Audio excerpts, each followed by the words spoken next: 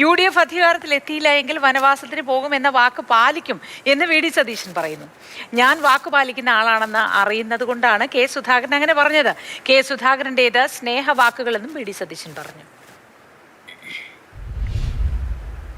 ഞാൻ UDF ജയിച്ചില്ലെങ്കിൽ എന്നോട് ചോദ്യത്തിനുള്ള മറുപടി ആയിട്ടാണ് പറഞ്ഞത്.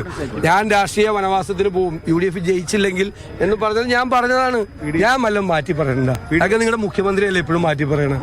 100-ലധികം സീറ്റുമായി UDF അധികാരത്തിൽ അല്ല, അത് അപ്പൊ അതിനനുസരിച്ചുള്ള പ്രൊപ്പോർഷൻ UDF ഉണ്ടാവുമല്ലോ, കോൺഗ്രസിന് ഉണ്ടാവുമല്ലോ. ഇത് കേരളം കണ്ട ഏറ്റവും മോശം ഗവൺമെന്റ്. അതല്ല ഞാൻ 100-ൽ നിൽക്കുന്നത്.